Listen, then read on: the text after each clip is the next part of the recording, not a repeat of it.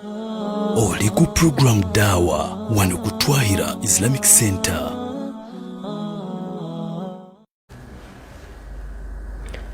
Assalamu alaikum wa rahmatullahi wa barakatuh.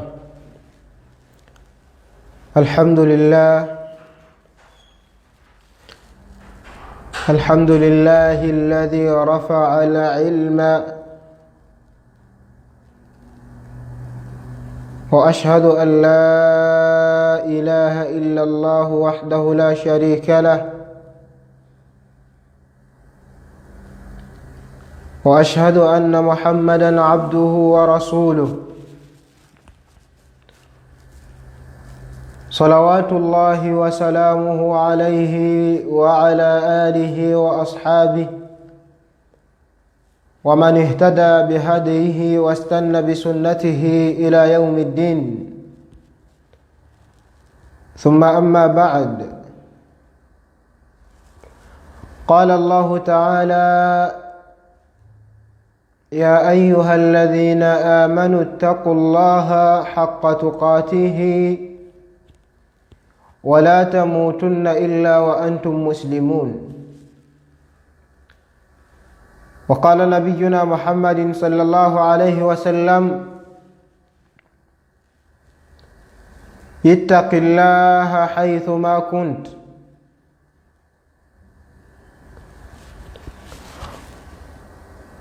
قال الإمام أبي إسحاق الإلبيري: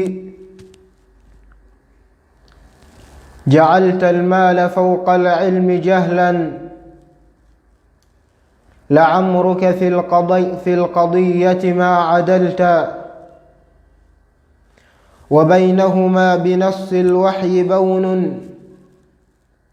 ستعلمه إذا طه قرأت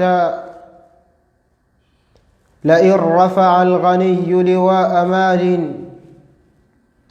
لأنت لواء علمك قد رفعت وإن جلس الغني على الحشايا فأنت على الكواكب قد جلست وإن ركب الجياد مسومات فأنت مناهج التقوى ركبت ومهما اقتض أبكار الغواني فكم بكر من الحكم اقتضت وليس يضرك الإقتار شيئا إذا ما أنت ربك قد عرفت. أسلام تولي رزا. السلام عليكم ورحمة الله وبركاته. واشتوى الله تمسبا أن يجمعني وإياكم في دار كرامته. أتكونغاني زيكو كلنا كلولي في دار كرامته mu nyumba ye ejjana ejjudde okusaasira kwe. Ikhwanan ala sururin mutaqabilin. Hatusinkanye mu kifo ekyo nga tuli ab'eŋŋanda nga we twasalawo kubanga twalonda shahada ne tusalawo kubanga tulonda eddiini busiraamu ebeere eddiini yaffe ku dduniya ne kibanga kyatugatta ku dduniya. Musaba wa kitiibwa Allah akkirize ne ku lunaku luli atusisinkanye nga tuli baŋŋanda ezitaawukanayawukana ate ala sururin mutaqabilin. Ne musaba wa kitiibwa Allah an yaghfira okusonyiwa buli zambi lya muntu yenna omusobya ebbanga lyamala ng'asabye Allah amusonyiwe. Ate ne musaba an yaghfira lil ahya'i wa lil mayyitin,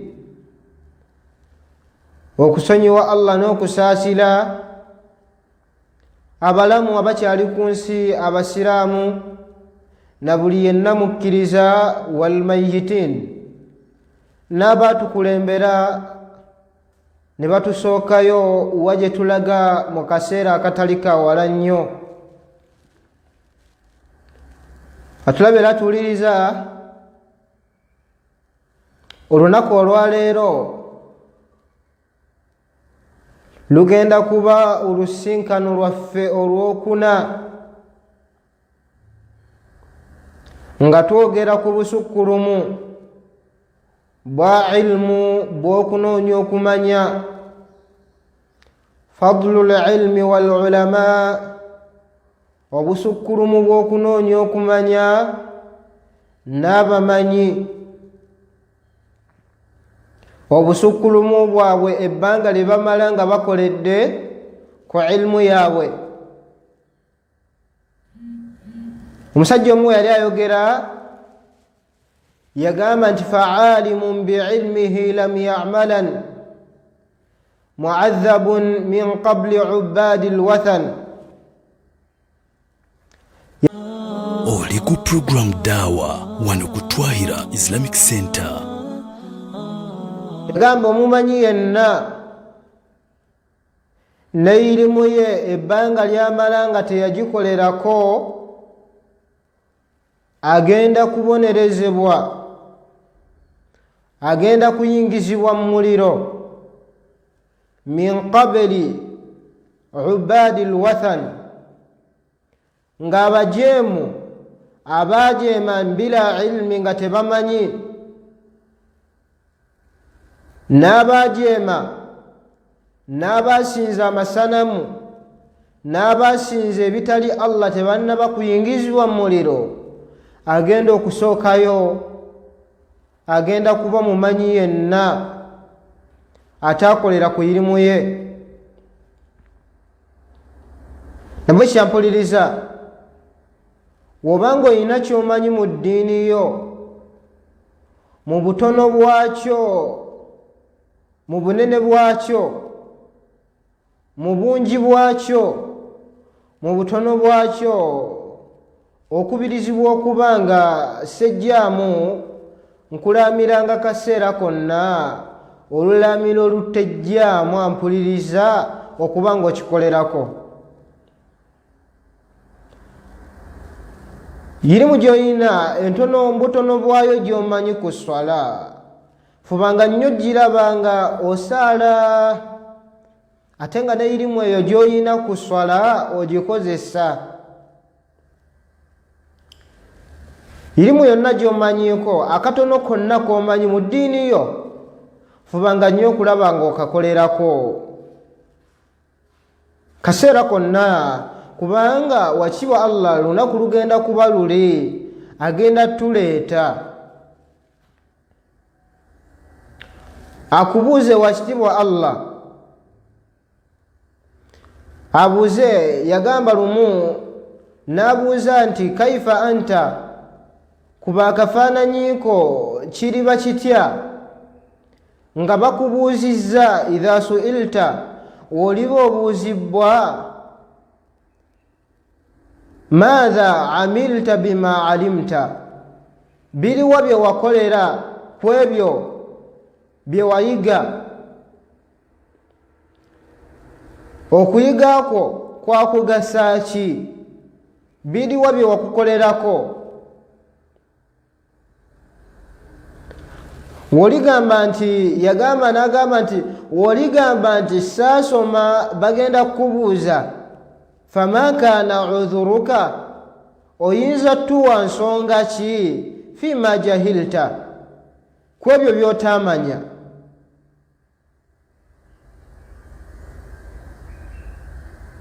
Nabwekyo okubirizibwa mpuliriza kaseera konna okuwangayo obudde okufisangayo akadde mu ssaawa 24 ez'olunaku z'oyina mu nnaku 7 eza wiiki, wakibwa Allah zaakyakuwadde wakati mu mbeera nga bangi baaziggyeko.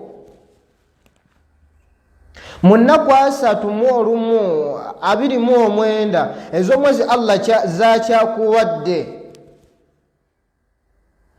okufisangamu akadde lunaku lumu ebe essaawa mu lunaku lwo ebe essaawa emu lube lunaku lumu mu wiiki nnamba mu mwezi kale zibeere ennaku ekitono ennyo ennaku 3 ng'ennaku ezo ng'oziwaddeyo kubaako kye wejjukanya mu ddiini yo. Ate wakati mu kubanga ezo ennaku eziwaddeyo essaawa gy'owaddeyo mu lunaku olwo ebyo by'oyize fubanga nnyo okulaba mpuliriza ng'obaako bye weekwatako kubanga si byonna by'oyize nti byonna ogenda bikolerako naye wakati mu bingi by'oyize mu 1000 by'osomye bangako bye weekwatako byogambe nti bino mu bulamu bwange byo mbyekutteko. Bingi bye tusoma, bingi bye tuyiga, bingi bye tuwuliriza, baseka tuwuliriza bangi naye byonna bye tulina busobozi bugenda biteeka mu nkola mulundi gumu naye wakati mu kubanga olonze owuliriza bingi wakati mu kubanga oyize bingi fissangayo akadde oweebuuzengamu nti wakati mu bino byenjize ebingi biriwa byenkoleddeko. Wobanga otunula bubwoti nga toyina byokoleddeko mpuliriza funayo bye weenywerezaako. Kaliba kaseera kali luliba lunaku lwo wakitiibwa Allah nga akuyimiriza mu maaso ge akubuuza biriwa bye wakolera ku ebyo bye wasoma. Kiriba kibuuzo nga alina okukiddamu aliba ggwa mpuliriza ate nga okuddamu kwakyo kiriba kulagayo bye wakola oba okubanga ogamba nti saasoma. Oligamba nti tewayiga wasibu Allah agenda kukubuuza nsonga ki gy'oyinza okutuwa, nsonga ki gy'oliwa Allah nti lwaki tewasoma, nsonga ki gy'olimuwa. Nabashi omusajja oli yagamba nti fa'alimun bi'ilmihi lam ya'malan omumanyi yenna mu kumanya kwe oba omuntu yenna ng'ayina kyamanyi mu ddiini ya wakitiibwa Allah wakati mu kubanga akimanyi lam ya'malan naye nga teyakikolerako yagamba nti mu'adhabun agenda kubonerezebwa ku lw'ensonga eyo ekyo kye yali amanyi lwaki teyakikolerako ng'oli eyali takimanyi ate akiwa budde kukisoma nga tannaba kubonerezebwa ono yagenda osooka. Ati mpuliriza kola byonna byokola wakati mu kubanga obimanyi nti bya haramu naye wasibu Allah kimanye nti waliwo akaseera lwagenda okubuuza ku byo. Nagamba nti yayongerayo nagamba nti wa kullu man bighairi ilmin ya'malu a'maluhu mardudatun la tuqbal. Nagamba naye ate ekisinga okubanga kikwasa ennaku oli agenda kubonerezebwa naye ate kimu kubikwasa ennaku nagamba nti wa kullu man bighairi ilmin ya'malu naye ate buli muntu yenna ayina kyakola naye wakati mu kubanga ng'akikola kya mu ddiini wakati mu kubanga akikola naye nga takiinaako kumanya obanga byonna byakola tabiinaako kumanya yagamba nti a'maluhu mardudatun la tuqbal emirimu gye gyakola ye ng'alaba gya mu busiraamu wakati mu kubanga agikola nga tagiwadde budde kuginoonyerezaako bigikwatako tawaddeeyo budde kukwata na kunoonya baseeka kubasomako biki bikwatagana ku mirimu egyo na bute walina gikola mu butuufu bwa kugikola yaani kubanga aginoonyerezaako ebigikwatako kugisomako yagamba nti a'maluhu mardudatun la tuqbal emirimu gyegyo gimuddizibwa mardudatun la tuqbal maaso ga wakitiibwa Allah tagikkiriza. Kati mpuliriza weenoonyeemu funangayo akadde otuuleko wootudde ng'olutuulo olwo lwakulowooza by'omanyi obikolerako wobanga tobikolerako ofunengayo obudde oba ofunengayo akaseera ogambe nti olwaleero biidhnillahi ta'ala ntandike otandike okugezaako okukolerako ebyo bye wasoma. Ate ofunengayo akadde mpuliriza wakati mu kubanga oyina emirimu mingi gy'okola swala ozisaala yesu ozisaala era oyina kuzisaala hijja ogikoze era oyina kugikola zako giwadde ng'era oyina kugiwa naye wakati mu kubanga ogiwa funangayo akadde weebuuzeemu bino byenkola mbijjawa kubanga wootafuneyo kadda mpuliriza wootavisengayo kadde kasoma bikwatagana ku mirimu gy'okola wandituuka mu maaso ga wakitiibwa Allah nga wakola emirimu mingi naye wakati mu kubanga wakola mingi nga toyinaayo kiriba kikwasa ennaku ampuliriza maaso ga wakitiibwa Allah okumutuukirira nga walinga osaala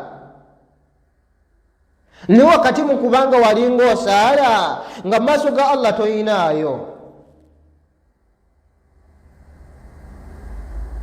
kiribanga kikwasa ennaku ampuliriza nga wayunganga oluganda naye wakati mu kubanga oliyunga oluganda maaso ga wakitiibwa Allah otuukeyo nga wallahi toyinaayo mbeera zakyo tewazifuna kirikwasa ennaku nawekyo nga tonnatuuka kwejjusa mpuliriza nga tonnaba kutuuka kwejjusa okwejjusaako wakati mu kubanga tekugenda kubeera nga kukugasa nga tekannatuuka akaseera ako okyaweebwa ebbaayo akaseera okyaweebwa ebbaayo ennaku emyezi n'emyaka ebbanga lino lyokyayinayo lyotamanyidirwe kagenda kuggyibwako akakisaako Allah lwakakuwadde kootamanyi Allah dirwa agenda kakuggyako okyakaweebwebbwa okusobola okufisangayo akadde oba okukakozesa obulungi ennyo okuyiga ebikwatagana ku ddiini yo nabwe kyampuliriza funangayo akadde mu lunaku lwo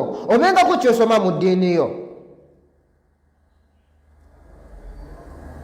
nabiyuna muhammadin sallallahu alaihi wasallama yagamba nti lillahi mazima ddala Allah subhanahu wa ta'ala ayina zimalayika nga zimalayika ezo zitambula zigenda zinoonya alladhina yadhkuruna Allah abantu abajjukira wakitiibwa Allah subhanahu wa ta'ala abalinawo bakuŋŋaanidde wakati mu kubanga bakuŋŋaaniddewo nga bali mu kwajjukanya ebikwatagana ku ddiini ya wakitiibwa Allah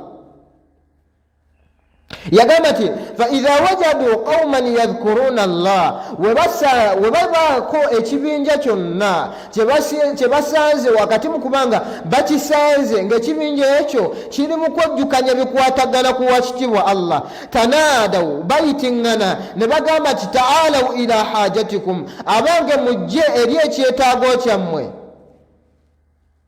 malayika zino ziddira ezibaako weziba nga ziyina wezisanze ekibinja kyonna nga ekibinja ekyo kyejjukanya ku bikwatagana ku wakitiibwa Allah tanaadaw zikoowalagana nga zigamba zitya zigamba nti taalaw ila hajatikum mujje abange eri ekyetaago kyammwe mujje eri ekyetaago kyammwe mujje baabano tubasanze be twabadde tunoonya nabiyuna muhammadin sallallahu alaihi wasallama yagamba n'agamba nti webabeera nga babasanze besanze ne beekuŋŋaanye wamu yagamba nti abantu abo zibeekuŋŋaanyizaako ne zeepanga okutuusiza ddala ila samai duniya okutuusiza ddala ku ggulu nga bagenda beepanga okutuusa maaso ga wakitiibwa Allah subhanahu wa ta'ala nazibuuza nsonga ki nezimunnyonnyola nezimugamba ayi rabbana owange omulezi waffe tusanze ekimu ku bye watutumye tusanze ekibinja nga bakuŋŋaanye balinawo bakuŋŋaanidde ababuuza wakitiibwa Allah wahuwa a'lamu bihim naye nga yasinga okumanya biki ebikuŋŋaanyiza abantu bano n'ababuuza abange baani abo era bakuŋŋaanye ku lwaki wakitiibwa Allah Allahu akbar tunuulira wakitiibwa Allah byabaddamu ne malayika emboozi za malayika ku bantu abajjukira Allah ku bantu abalinawo bakuŋŋaanidde nga basoma ddiini ya wakitiibwa Allah subhanahu wa ta'ala agamba nti zimuddamu ne zimugamba nti abantu bano ekibakuŋŋaanyiza bakuŋŋaanye nga bakwogerako bakuŋŋaanye ng'ekibakuŋŋaanyiza kwejjukanya bikwatagana ku ggwe na bikwatagana ku ddiini ya wakitiibwa Allah na bikwatagana ku ddiini yo ababuuza wakitiibwa Allah n'ababuuza nti hal ra'awni baali bandabyeko ampuliriza ababuuza wakitiibwa Allah ng'abuuza zimalayika wa huwa a'lamu bihim naye azibuuza ng'ayagala okulaga ekitiibwa ky'abantu bano la hawla wala quwwata illa billah. Azibuuza n'abo azibuuza n'agamba hal raawni, abantu abo abanjogerako, abantu abo abansomako ebinkwatako, hal raawni, baali bandabyeko? Nezimuddamu nezimugamba ya rabbana, tebakulabangako. Nazibuuza nazigamba nti fakaifa law raawni, kyali badde kitya senga baali bakulabyeko? Yagamba nti zimuddamu ne bizimugamba nti lakagamba baaliitiridde okubeera nga bakwogerako, n'okuba nga bayiitiridde nnyo okubanga bakwagala, n'okuba nga beegomba okukusisinkana. Nazibuuza nti kiki basinga okuba nga baagala abantu abo? Kiki basinga okunsaba? Zimalayika zimuddamu ne zimugamba nti yasalunaka aljanna, tewali kye bayikusaba ky'amaanyi nnyo okujjako bakusaba jjana. N'abazibuuza nazigamba nti hal raawha, ye jjana gye bansaba baali bagirabyeko? Aziddamu nazigamba, zimuddamu ne zimugamba nti tebagirabangako. Ne bagamba, naziddamu nazibuuza n'agamba nti kaifa law raawha, senga baali bagirabyeko baali badde batya? Zimuddamu ne zimugamba nti baaliitiridde okubanga baagala okubanga bagisinkana ejjana eyo, baaliitiridde okubanga bagikusaba. Anyumya Nabiyuna Muhammadin sallallahu alaihi wasallama n'agamba nti ate kiki bansaba okubanga mbatasaako? Nabiyuna Muhammadin sallallahu alaihi wasallama yagamba nti zimuddamu ne zimugamba nti bakusaba ayi Allah okubataasa ku muliro. Aziddamu nazibuuza nti gwe omuliro gwe bansaba baali bagulabyeko? Ne zimuddamu ne zimugamba nti bagulabangako. Naziddamu nazibuuza n'agamba nti senga baali bagulabyeko mulowooza baali badde batya? Azimuddamu ne zimugamba nti senga baali bagulabyeko baali badde bayitiriza nnyo okubanga bakusaba okubanga obataasa ku muliro ogwo. Ampuliriza, kuba kafaananyiko nga wookuŋŋaanidde wootudde, malayika zikunyumyako.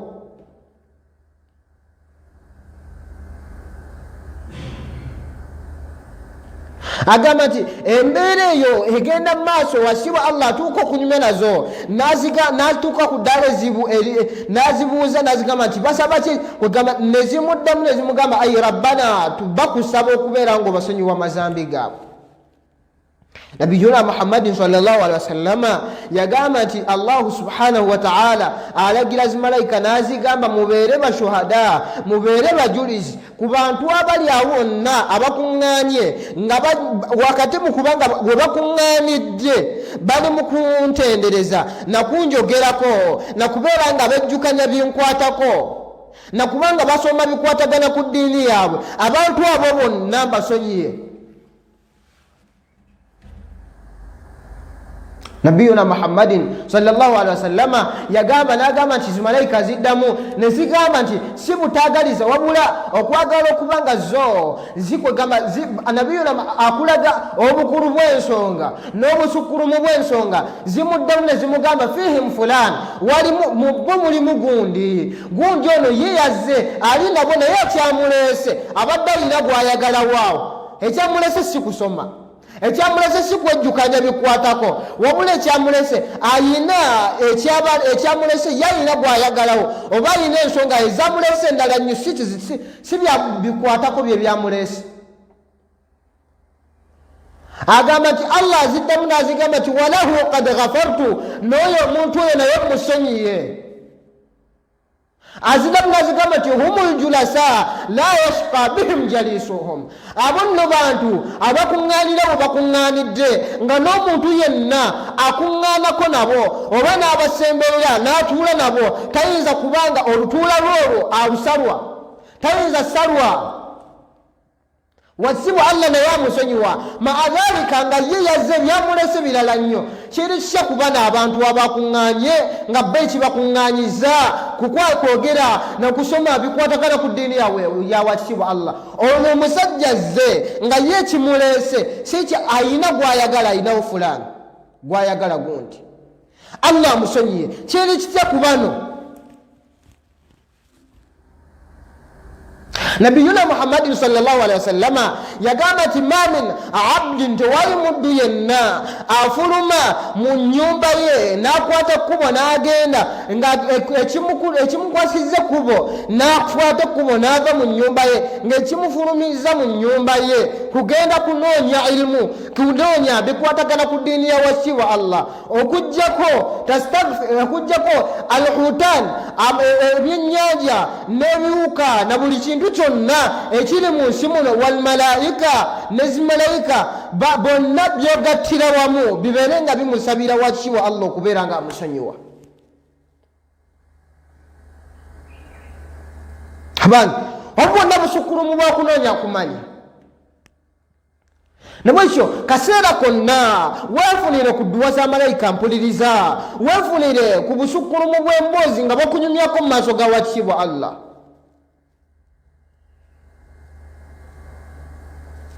mu lunaku lwa mpuliriza mu wiiki yo mu mwezi gwo fisangayo akadde mu kufisa akadde ako nga kofiisiza kakubanga otuulako n'abantu abasoma eddiini ya wakitiibwa allah. wallahi akadde ako koolibanga ofisiza akadde ako kolabanga gweofiisiza obufiisa akadde ako kolabanga konaalibozanyiddemu maaso ga wakitiibwa allah agenda kakuwaamu empeera egenda kuba nnene.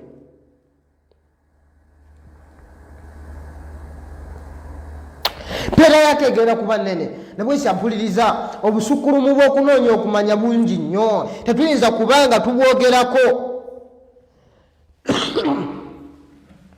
olunaku oluwedde oba mu lusinkano lwaffe olwali olwokusatu twayogera ne tugamba nti tewali muntu yenna oba tewali muntu yenna ayinza kunoonya ilmu washibu allah n'agimuwa okujjako nga mu nsi muno tewali kitonde kigenda kujja nga kimusinga bbeeyi mu maaso ga washibu allah ng'oggyeko ba ambiya alaihimu salatu wassalamu.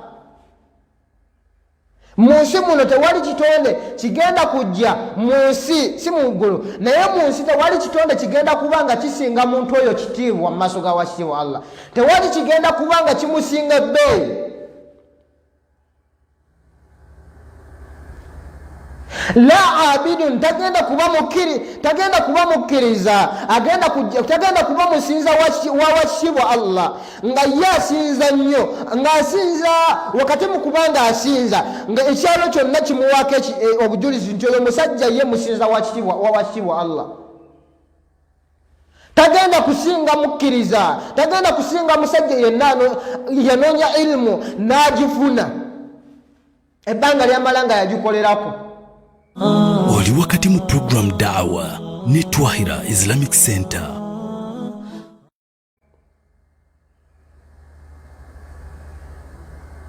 nabiyuna muhammad sallallahu alaihi wasallama yagamba mu bigambo bye yagamba nti kwegamba omumanyi omu allah gwawadde okumanya omusajja omu afulumye oba omukyala yenna n'akwata ekkubo wakati mu kubanga akutte ekkubo n'agenda anoonya okumanya wakati mu kubanga agenze n'anoonya okumanya ebikwatagana ku ddiini ya wakitiibwa allah allah n'amusaasira n'amuwa ekyo n'amuwa okubanga ayiga eddiini ya wakitiibwa allah yagamba nti nno omusajja oyo allah n'akimuwa yagamba nti omusajja oyo abeera muzito nnyo eri shayitaani min alfi abidin okusinga abantu abakuŋŋaanyiza gye beekuŋŋaanidde nga bali abantu 1,000 nga bo balyawo bo basinza ba allah naye wakati mu kubanga basinza ba allah bo tebasomye bikwatagana ku wakitiibwa allah wabula bo balyawo basinza businza. nabwekyo mpuliriza omumanyi yenna wobanga olabye muwenga ekitiibwa musukkulumyenga kubanga wakitiibwa allah yamusukkulumya. abamanyi baffe mpuliriza tubawe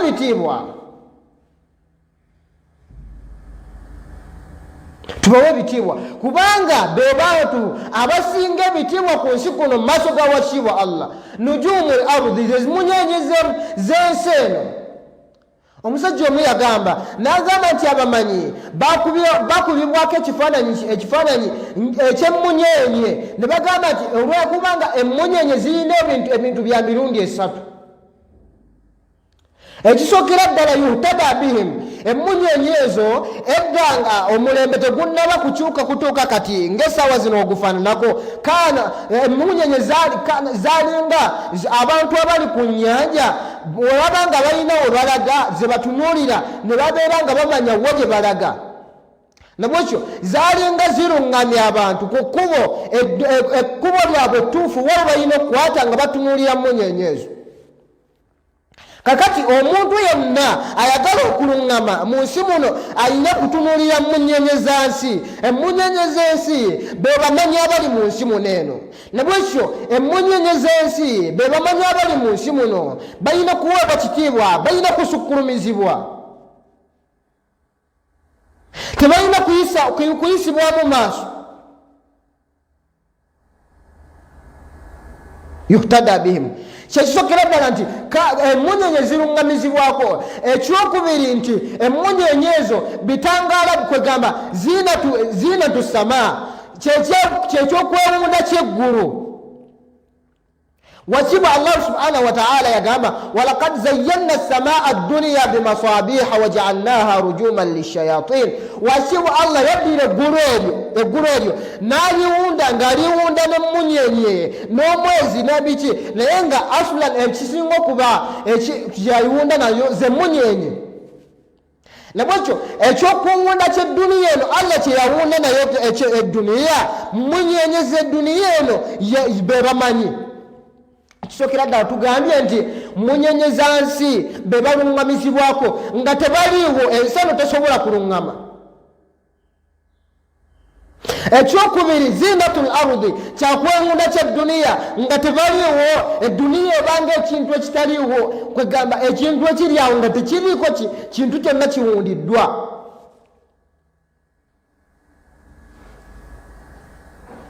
Ekyokusatu obusukkulumu obuli ku mmunyeenye nti kwegamba emmunyeenye kintu ekireetera eggulu okuba nga lyonna litimagana weeriti, okuba nga kwegamba kitangaala kyaggulu. Emmunyeenye kitangaala kyaki? Era emmunyeenye we zibaayo olaba nga eggulu lyonna likola ki? Litangaala. Nabwekyo n'emmunyeenye z'ensi okubanga mu nsi muno mulimu ekitangaala tekigenda kubaamu okuggyako ng'abamanyi mwebali. Nabwekyo obusukkulumu bw'abamanyi oba obusukkulumu bw'abamanyi mu nsi muno, obusukkulumu bw'abamanyi mu nsi muno n'obusukkulumu bwabwe balinga obusukkulumu bw'emmunyeenye ku magulu omusanvu oba ku ggulu erisooka eryo. Nga wogirengera buli wotunuulira emmunyeenye bwoti manya nti oba buli wotunuulira omumanyi yenna mu nsi muno mutunuulire nga mu kifaananyi ng'oyinga alabye emmunyeenye waggulu. Kubanga ekisokera ddala ogenda muluŋŋamirako. Ekyokubiri kyakwewunda kya nsi, ekyokusatu kyekitangaala nga senga omuntu aba ayina wayagala okubanga kwegamba ayina kyonna kyayagala okulaba ateekeddwa okuba nga amulisa. Nabwekyo be bamanyi. Nabwekyo mpuliriza mumanyi yenna muwenga ekitiibwa, tuwenga abamanyi baffe ebitiibwa, tubasukkulumyenga. Tewali kitonde kibasinga mu nsi muno busukkulumu. Ate naawe weefube kampuliriza ofuke. Oli wakati mu program Daawa ne Twahira Islamic Center. Kubanga kisoboka. Kisobokera ddala okubanga ofuuka omumanyi. Twagamba mu lunaku lwaffe oluyise ne tugamba nti tewali kitonde kigenda kujja mu nsi era kye tubadde twogerako wano nga kisinga mumanyi ki? Busukkulumu. Gwe toyagala kubanga ofuuka omusukkulumu nga tewali agenda kukusinga kitiibwa mu nsi muno. Kirizagana bigambo tuwulira bingi ne tubitwala ng'ebyokubalaata ne tubitwala ng'ebyokusaaga. Naye kirizagana mu bigambo byo wali owuliddeko ekigambo ekigamba nti tewali mu nsi ayagala kubeera nga akkakanyizibwa, tewali muntu mu nsi muno ng'ayagala kubeera wa wansi. Buli muntu yenna ayagala osukkulumizibwa, buli muntu yenna ayagala okuba ow'ekitiibwa. Nabwekyo kubo lya muntu yenna erigenda okumufuula buli yenna ayagala okuba ow'ekitiibwa mu butuufu bw'okuba ow'ekitiibwa. Kubo lya muntu yenna ayagala okuba nga wa waggulu mu butuufu bw'okuba owa waggulu ayina kukwata kkubo limu lyakuba nga anoonya okumanya ebikwatagana ku ddiini ya wakitiibwa Allah. Kusoma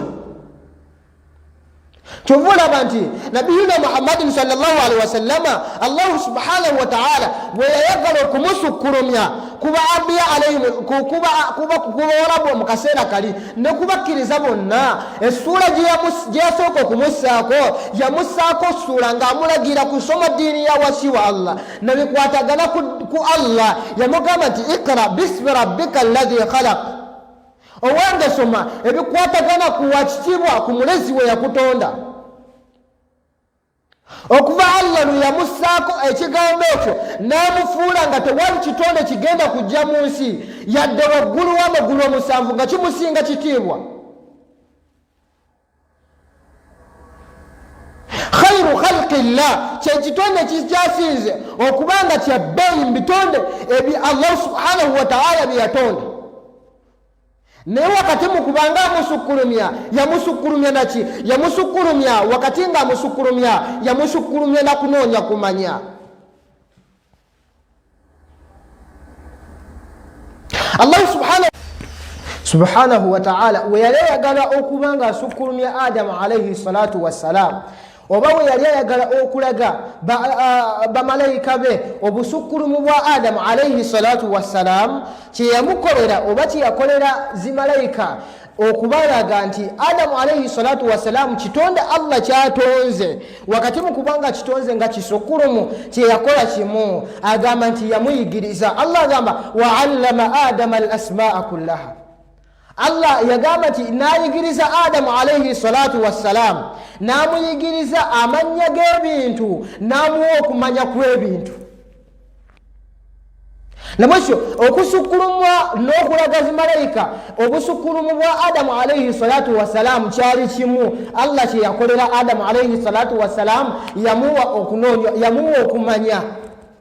Nabwekyo obusukkulumu bwayirimu, busukkulumu bwaki bwayirimu. Owakubiri nabiyuna Yusuf alayhi salatu wassalam, nabiyuna Yusuf alayhi salatu wassalam, Allah subhanahu wa ta'ala weyagala okubanga amusukkulumya, weyagala okumusukkulumya ku bantu abali bamutawaanya ku mulembe gwe n'abantu b'omulembe gwe ne batoobe n'abantu abaliwo ku mulembe ogwo. Allah subhanahu wa ta'ala weyagala okubanga amusukkulumya n'okulaga bano abantu nti Yusufu alayhi salatu wassalamu wakitiibwa. Allah kiki yamukolera? Wuliriza kye yamukolera. Allah agamba nti walamma balagha ashuddahu, Allah agamba nti we akulaakulamu, Allah agamba nti atainahu hukman wa ilma, Allah yamuwa okulamula, ate okulamula okulungi nga si kulamula kokka wabula wa ilma, namuwa n'okumanya.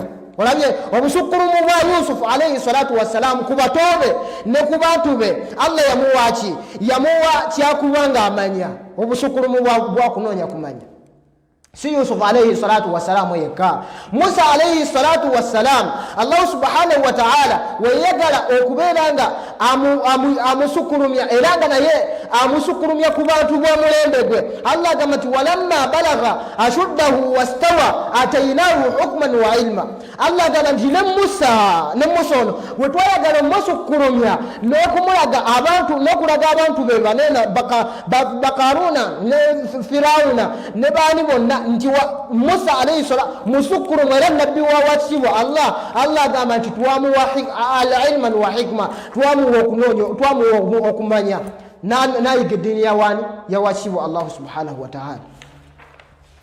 Ebyo bye bikwatagana ku nabbi Musa alayhi salatu wassalam. Nawekyo buli yenna Allah subhanahu wa ta'ala gwe yagala ng'okubanga amusukkulumya, gwe yagala okubanga amusukkulumya yamukoleranga ki? Yamuwanga kyakubanga amanya. Buli yenna Allah gwe yagala ng'okusukkulumya mu baambiya ne mu bakkiriza. Dawuda alayhi salatu wassalam Allah yo amogerako n'agamba nti wa atainahu al-hikmata wa fasla al-khitab.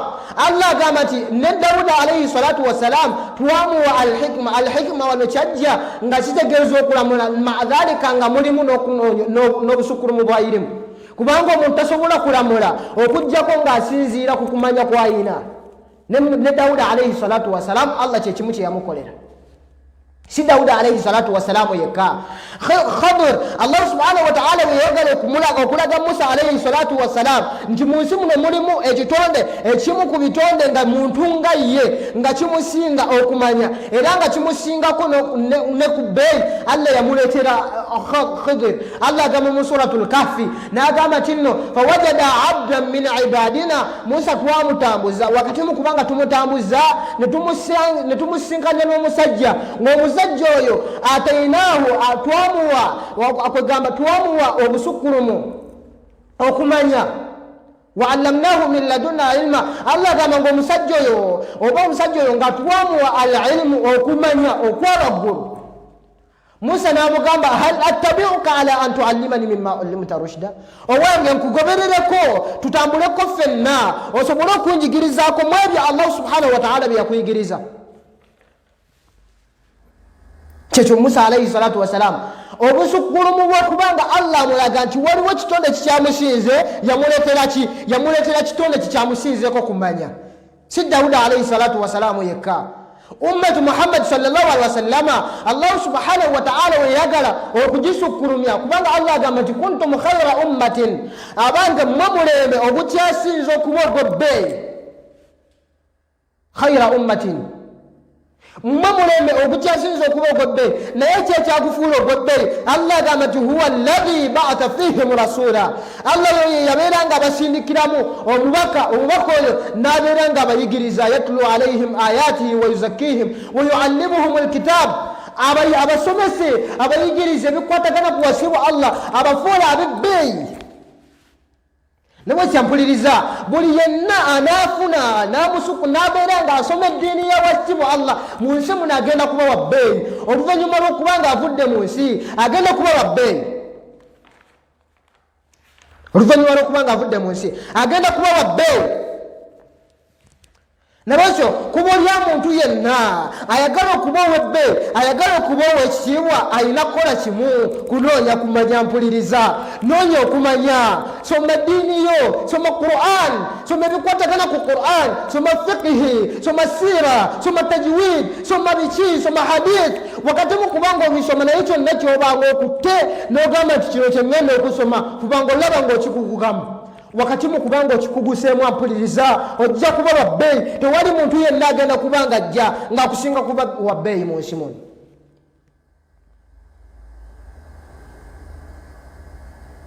abantu babadde abagagga mu nsi babadde abalina bye balina babadde n'ebizimbe babadde n'amamotoka babadde n'ebidduka ebyebbeeyi babadde nabiki naye kasita bafa byonna ebyabo bikomaawo byonna bikomaawo naye omuntu yenna asoma eddiini ya wasibu Allah n'asalawo n'agisomesa omuntu kasitaafa ebibyo tebikomaawo asigala mulamu asigala ng'omulamu maadhalika nga yafa naye asigala ng'omuki Imamu Shafi'i rahimahullahu ta'ala bigambo yayogera yagamba nti kad mata qaumun mu nsi muneeno mulimu abantu nga bo baafa dda nga ye yennyini we yafa nga abantu baafa naye wakati omu kubanga baafa wama matat makarimuhum ng'ebitiibwa byabwe tebyafa baasigala boogirwako oyinza okugamba balamu naye nga ki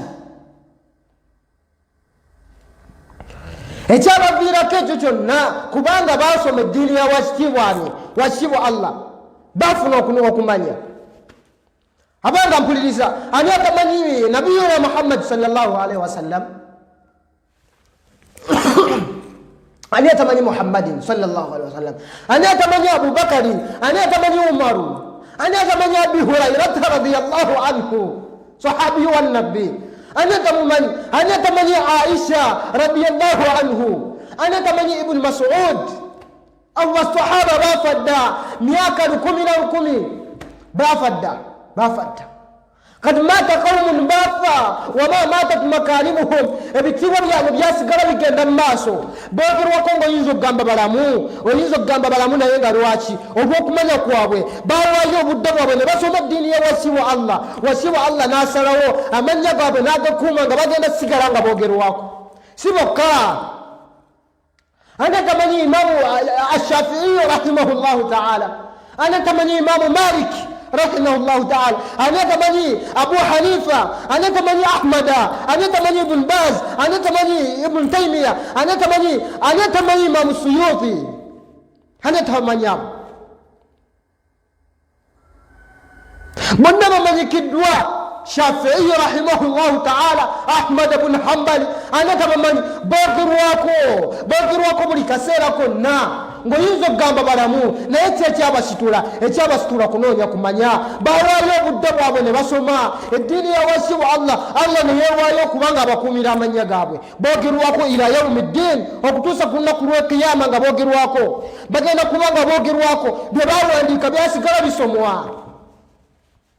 Ampuliriza ebintu byabwe byakuumibwa ebitiibwa byabwe yenna ayagala okukuumibwa ekitiibwa kye ayagala okubanga kwegamba abeera nga asigala wa bbeeyi mu nsi muno ayagala okubanga afudde naye n'atafa yenna n'afa ebimu ne bifa ebirala ne bisigala nga bigenda mu maaso soma eddiini ya wasiibwani waayo obudde bw'osome Qur'an waayo obudde bw'osome hadithi waayo obudde bw'osome fiqhi some dini kenkuka mu dini ya wasibu Allah yagamba ti wamata qaumun wa asha qaumun wa hum bayna an-nasi amwatu abagagga bawangalidde nga balina bizimbe byabwe naye nga tebamanyikiddwa bantu gye balyeyo nga bakola ebintu ebyamakulu naye nga tebamanyikiddwa lwaki bamanyikiddwa kubanga tebalina irimu. Ampuliriza wallahu shahidun ala dhalika allah mujulizi kwekyo nawe oli mujulizi kukyo nti buli muntu yenna asoma eddiini ya wasiwa allah n'asalawo kubanga agisomesa wasiwa allah amusitula wasiwa allah mukolaki nabwekyo ayagala okusukuluma ayagala okusuuka mu nsi ayagala obusukulumu bw'ensi ayagala okuba owabbeeyi mu nsi muno alina kukola kimu kyakubanga asoma eddiini ya wasiwa allah subhanahu wa ta'ala. Soma eddiini ampuliriza soma ebikwatagana ku allah wala obudde bw'osoma ebusiraamu bwo ogenda kuba wabbeeyi tewali kitonde kigenda kujja mu nsi muno nga kikusinga twogedde emabega nekugambako nti allah bwe yayagala okusukkulumya nabbi muhammad sallallahu alaihi wasallama yamukolera kimu allah yamulagira n'amugamba ti iqra owange soma ki اقرأ باسم ربك الذي خلق الإنسان من علق اقرأ وربك الأكرم ثم بقواتك لكم رزوه إيا قطوندا إيا أنتوندا الله نام سكرنيا كما أنبياء عليهم الصلاة والسلام الله قام النبي محمد صلى الله عليه وسلم أقامت أنا سيد ولد آدم ولا فخر إنزال سنجل شتيب ومبانا آدم عليه ولا فخر أتنا سكوه وانا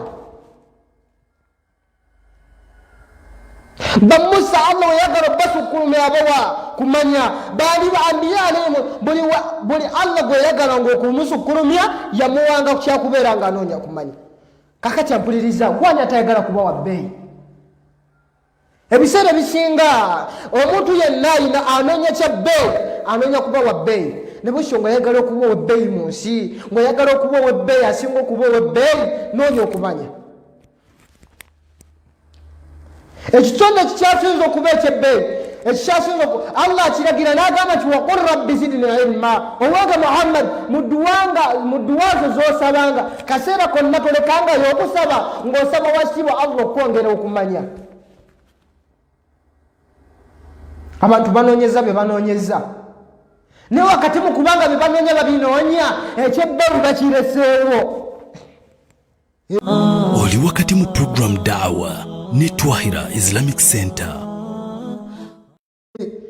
Abantu ekyebbeeyi tukireseewo bye tunoonya biseera bisinga si bye tulina okunoonya. Kkiriza gamba olina kunoonya kumanya.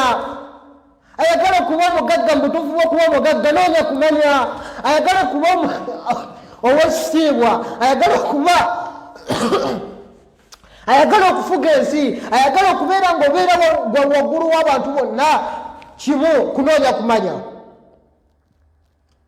Baimaamu abo bwe twogeddeko abo emabega bafuga ensi eno naye nga sigamba nti bagifugana kubanga bagenda kwegamba bagenda batudde ku ntebe za bukulembeze. La bafuga nsi naki malaku hadhihi dunia kuruna ensi eno bagifuga byasaba byasa. Baimamu Shafiiyu baniba Ahmada nabiyuna Muhammad baambiyari naye ng'ekyabafugisa ensi eno kyali kimu kyakubanga Allah subhanahu wa ta'ala yabawa okumanya ne bafuga ensi yonna nga tewali atabamanyi tewali atabogerako. Omusajja omu yayogera n'agamba nti almuluku hukamun ala nnas, bakabaka oba abakulembeze oba bafuzi ku bantu era bakulembeze b'abantu era bwe balamula byonna babiramula babizza ku bantu ba bulijjo. N'agamba nti wal ulama hukamun ala almuluk, naye ate abamanyi bo balamuzi ate okulamula kwabwe kulamula bo kwegamba bakulembeze oba bafuzi naye ng'ate bwo obufuzi bwabwe bufugiramu n'abakulembeze. Kubanga omuntu yenna abeera ng'ayagala okukulembera mu butuufu bw'okubanga akulembera alina kwekwata ku bamanyi. Yenna akireka ekyo, yenna akireka n'akisuula emabbali aba agenda kugwa mu katyabaga. Baimamu Shafii bakabaka babagiranga ne babafukamirira nga bababuuza ebikwatagana ku ddiini yawasiwa Allah subhanahu wa ta'ala. Okutuusiza ddala omu ku bamanyi weyogera nga waliwo omusajja atumizza ng'amutumya ng'amugamba wange mbadde njagala oggyeko wanene mu lubiri lwange oba kwegamba kabaka omu yali atumizza omu ku bamanyi n'amugamba njagala ogye obe onsomesezeko n'amugamba al ilmu yuta wala yati, owange irimu bagijjira bujjizi, ayagala okusoma alina kujja eno wala yati sinza alina okujja. Yali Harun al-Rashid n'agamba kad sadaqa wallah, ayogedde mazima wallah, ayogedde mazima irimu fara ina gistukira nebwazitampuliriza. Maadhalika Harun al-Rashid yali musajja kwegamba nga kabaka ekisokera ddala ate nga sika wabula yali musajja w'amaanyi naye nga ye yennyini asituka n'agenda n'anoonya ki amaanyi. Nawe kyampuliriza ayagala okuba ow'ebbeeyi, ayagala okuba omufuzi, ayagala okuba omukulembeze, ayagala okuba ki, ebyo byonna ng'obyegomba byonna Allah subhanahu wa ta'ala abitadde mu kintu kimu, abitadde mu kintu kya kunoonya kumanya, abitadde mu kintu kyakola ki kya kunoonya kumanya. Bukasita onoonyoonya okumanya wasiba Allah n'akukuwa ebisigadde gwe bimulekere. Musajja omu yali ayogera n'agamba nti ja'alta almaala fawqa alilmi jahlan, owange omuntu yenna addira ebyobugagga n'abiteeka waggulu w'okunoonya okumanya. N'agamba nti bino ebyobugagga bye bisinga obbeeyi ku kunoonya okumanya. Yagamba nti la'amruka fil qadiyati, wekuba kulamula ojja kuba tewenkanyizakanyiza. N'agamba nti wabainahuma binafsi lwahyi bawunun, kwebyo ebibiri kuliko wasibu Allah kye yassaako obubaka. N'agamba nabbi n'agamba na buli mukkiriza mu dduwa zaabwe tebakirekangayo kyekiriwa. Agamba nti sata'lamuhu idha taha qara'ta, genda osome suratu Taha ogenda kisinkanamu. Allah agamba nabbi n'agamba na buli mukkiriza yenna n'amugamba nti waqul rabbi zidni ilma, mu dduwa zo sabanga nnyo ng'osaba wasibu Allah akwongera okumanya, tolekangayo. Allah agamba nabbi maadhalika nga Allah yali yamusukkulumya n'amuyigiriza byonna bye yamuyigiriza, amugamba tolekangayo okusaba Allah akuyigirize akwongera okumanya. Na buli mukkiriza yenna anayagala okuba omukkiriza mu butuufu bw'okubanga mukkiriza alina kukola kimu, kunoonya kumanya na kusaba wasibu Allah kaseera konna, kubeera nga omusaba n'omugamba ayi rabbi nkusaba ompe okumanya. Kubanga omuntu yenna kiweebwa ekyo aba wabbeeyi. Si bagagga tebagenda musinga, si bakabaka tebagenda musinga, si bakulembeze tewali agenda kujja mu nsi muno ng'amukola ki ng'amusinga. naye rafa alghaniyu liwaa maalin, yagamba n'agamba nti abagagga ne babako gye bakuŋŋaanidde ne basitula bendera zaabwe nga bendera ze basitudde za kubanga basitudde bendera za sente. nga bo mu nsi muno bawaniridde bendera za bugagga, bendera za bya bugagga mu nsi. Yagamba nti la anta liwaa ilmika qad rafata, gwesitudde bendera yakumanya, gwe bendera gyositudde yakunoonya yakumanya mpuliriza, kitegeeza nti gwoli wa waggulu nnyo okusinga kukuki. Bendera z'abagagga zigenda kugwa n'okufa kwabwe, abantu buli yenna afa ebyobugagga byabireka ku nsi kuno, ate wamala okufa bigabanyizibwa wakati w'abantu be.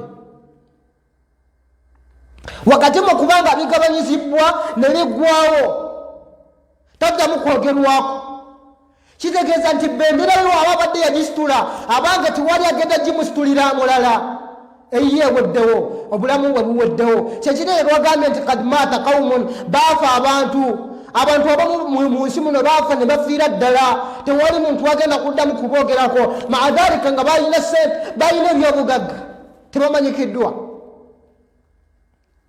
Naye ate yenna nasitula bendera ya irimu, yenna nasitula bendera ya irimu, tegenda kuvaawo na kufaakwe, egenda sigala egenda mu maaso.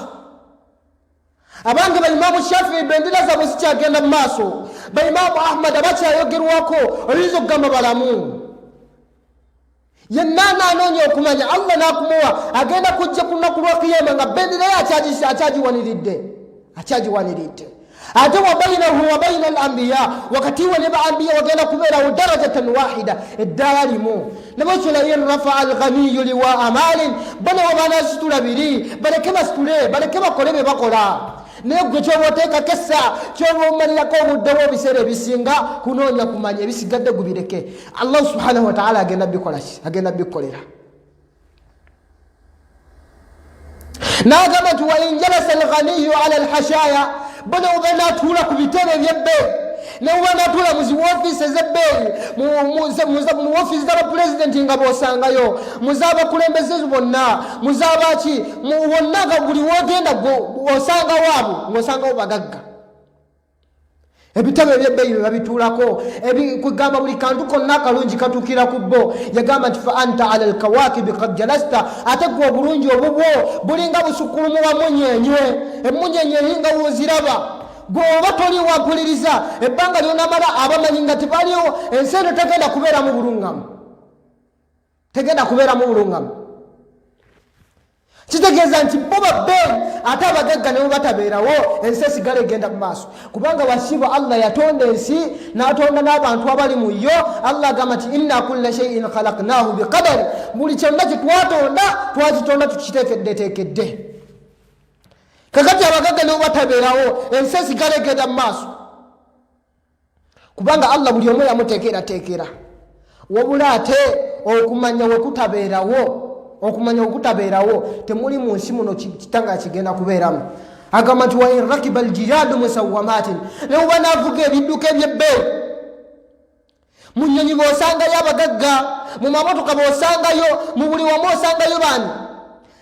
La anta fa anta manahija taqwa rakibta, gwate gwe bibyo taqwa gyogenda okubanga okoze eki. Ne bwekyampuliriza abamanyi babbeeyi kaseera konna, yagamba nti walaisa yadurruka al-ikhtaaru shay'an, gwe tekikukosa ne wonaabo mu nsi muno nga tomanyikiddwa oluvannyuma lw'okubanga kasita waggulu. Agamba nti idha ma anta rabbaka kad arafta, omulezi wo ye agenda kuba akumanyi era agenda kubanga akwogerako maaso ga zimalayika. Nebo sampuliriza obusukkulumu bw'omumanyi nabiyuna Muhammad sallallahu alaihi wasallama yagamba nti mathalul alim, obusukkulumu bw'omumanyi ala al-abid, ku busukkulumu bw'abantu, ala al-jahil, ku busukkulumu bw'omuntu watamanyi ddiini yawan. Yagamba nti kamathali ala adnakum, kiringa kifaananyi ekyange ku muntu asembayo okuba wa wansi mu mmwe. Nabbi yeekubirako ekifaananyi. Allah agamba nti hal yastawi alladhina ya'lamuna walladhina la ya'lamun, owanga tunudemu olabanga abamanyi benkanankana n'abo batamanyi eddiini ya wasi wa Allah. Abange abamanyi bo bawaggulu basigala bawaggulu, ebitiibwa byabwe bisigala bigenda mu maaso ne bava mu nsi. Nabwe sampuliriza ayagala okuba ow'ekitiibwa mu nsi, ayagala okuba ow'ebbeeyi, ayagala okuba ow'amaanyi mu nsi muno, olina kukola kimu, noonya kumanya bikwatagana ku ddiini ya wasibu Allah subhanahu wa ta'ala. ate ampuliriza fa in utita fihi tula ba'in wa qala an-nasu inna qad sabaqta yagamba n'agamba nti wobanga olina kyoweewebbwako mu kumanya okwo abantu ne batandika okukulumya nga bakulaba nti oli wabbe nga bakulaba oli masha Allah oweebwa wegamba nga ofuuse wakitiibwa mu maaso g'abantu tolekangayo okuba ng'otendezaani fa rasul ilmi taqwa llahi haqqa omutwe gw'okumanya kiri kimu kyakuba ng'otyani Allah subhanahu wa ta'ala walaysa bi an yuqala laqad ra'asta walaysa bi an yuqala laqad alimta si bantu kwekunganya ne bagamba nti osomye oyina ebitabo bingi no obusukulumu bwo buyina kubeera mu kutyani kutya Allah subhanahu wa ta'ala nabwe kyampuliriza funanga yakadde mu mwaka mu mwezi mu lunaku obeeko kyosoma obeeko kyoyiga mu ddiini yani yagamba nabbi n'agamba nti uhudu haliman au mutahalliman wanga buungeze bukese ng'oyinako kyosoma mu ddiini yani wobanga bukese ng'oli mumanyi woba tokisobodde ekyo kubanga oli mumanyi bukese ng'olina kyosoma mu ddiini yani yawakitibwa Allah buungeze mu lunaku olwo ofunanga yakadde obeeko kyoyiga mu ddiini yani yawakitibwa Allah subhanahu wa ta'ala oba oyagala okuba ow'ebbeeyi bigambo biyinza okuba ebingi tuzze tubyogerako naye ng'ebyo byonna busukulumu bwakubanga omuntu anoonya okumanya musajja omu yagamba n'agamba faqabil bilqabuli sahihi nushi wa in aradta anhu faqad khasirta wa in ra'aytahu qawlan wa fi'la wa amalta alilaha bihi rabihta yagamba nti ebigambo bino eno bye tugamba mpuliriza beera ng'obikwatirako wali badde okkiriza n'obeera ng'ofunanga yakadde n'obiwuliriza n'obikkiriza n'obiwakadde n'obyekwatirako ate si guweka n'obisaasanya newe otabiwe budde n'obirekawo ojja kuba ofiiriddwa yagamba nti wa in ra'aytahu naye ate wonabiwa obudde n'obiwuliriza ate wakati mu kubanga obiwuliriza n'obikolerako n'obisaasanya yagamba nti wa amalta alilaha bihi rabihta n'osinza Allah ng'omusinza ng'osinziira ku bigambo ebyo ebigambo by'abawolimu bye bagamba ogenda kuba oganidde ojja kufuna emigaso mingi nebwe kyampuliriza funanga yakadde osome ku ddiini yani yawakitibwa Allah subhanahu wa ta'ala bigambo biyinza okuba ebingi ennyo naye wakati mu kubanga bingi tetuyinza kubanga tubimalayo obusukulumu bw'okunoonya okumanya bungi tujja kuboogerako biidhinillahi ta'ala olunaku oluddako mu lusinkano lwaffe olujja okuba olwokutaano biidhinillahi ta'ala tusaba wakitibwa Allah tutuuseeyo luno lubadde lwakuna twogedde ku busukulumu bw'okunoonya okumanya obusukulumu bw'abamanyi yenna ayagala okuba ow'ekitiibwa yenna ayagala okuba ow'ebbeeyi ayina kunoonya kumanya kusoma ddiini kusoma Qur'an kusoma bikwatagana kuki ku Qur'an omuntu awangala bw'atyo agenda kuva ku dduniya kuno nga wakitiibwa ate oluvannyuma lw'okuba nga avudde ku dduniya agenda sigala nga wakitiibwa kyensembya yampuliriza Fahira Islamic Center yatuleetera pulogulaamu za mirundi ebiri pulogulaamu esookera ddala yeyokubanga twefunira ku mpeereza okubanga tusoma eddiini yawaani yawakitibwa Allah tuzze tukyogera era tukyakyogera biidhinillahi ta'ala tukyakyogerera wenna ayagala okubanga osoma eddiini yawakitibwa Allah wenna ayagala okubanga osukkuluma kozesa online kozesa essimu yo some obeere ng'osobola okubeerako mu bantu bali betubadde twogerako ab'ebitiibwa soma eddiini yo kubuuka mu ddiini yo ng'okozesa emitimbagano kuuka mu ddiini yo ng'okozesa WhatsApp yo ng'okozesa emitimbagano Zoom osome Qur'an okenka mu Qur'an okenka mu tafsir okenka mu swala okenka mu biki ekyokubiri pulogulaamu gye yatuleetera ey'okubanga twefunira ku mpeera ez'okubanga tusonda kamera biidhinillahi ta'ala pulogulaamu eyo ekyagenda mu maaso ey'okubanga tusonda kamera zikyasondwa biidhinillah twebaza mwenna abafuddeyo okubanga mubaako ekitono kyemuwaayo n'ekinene kyemuwaddeyo mu bunene bwakyo n'ekitono wenna alina kyakutte mu butono bwakyo gwekirabanga ekitono naye mu maaso ga Allah si kitono naye ate tusigala tukyabategeeza nti obwetaavu bukyagenda mu maaso omulimu bukyagenda mu maaso wenna ayagala okubanga ofuna ku mpeera insha Allah biidhnillahi taala. Empeera ezo ez'okuba ng'osonda ku kamera ezigenda okuswasanya eddiini ya waakitiibwa Allah, ennamba kweziryawo osobola okuba ng'osindika ssente mu butono bwazo 1,000, 2,000, 3,000, 5, mutwalo 5, 15 kakadde zonna zoba okoze ki, zonna zoba osindise biidhnillahi taala ku nnamba ezo insha Allah biidhnillahi taala osobola okubaako kyonna kyosindikako. Tusaba waakitiibwa Allah akkirize abeere nga atukuuma atusobole atusinkanye mu lusinkana lwaffe olufaananaku we luti insha Allah biidhnillahi taala olujja okuba olwokutaano luno olubadde lwakuna biawnillahi taala. So waakitiibwa Allah akkirize atuwejjana abeere nga atusonyiwa abalina amazambi mufu atusonyiwe, abalina ensobi kubanga tuli basobiha atusonyiwe. So waakitiibwa Allah akkirize subhana rabbika rabbil izzati amma yasifun wa salamun ala al-mursalin walhamdulillahi rabbil alamin. Assalamu alaikum wa rahmatullahi wa barakatuh.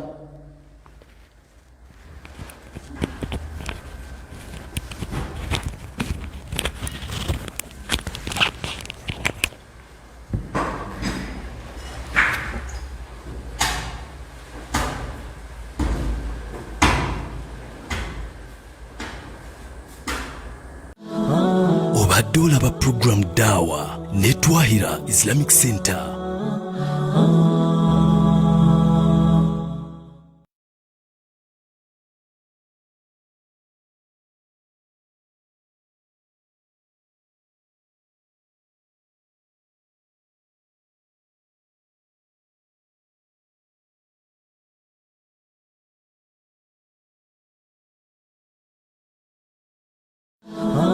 Obadde olaba program Dawa ne Twahira Islamic Center.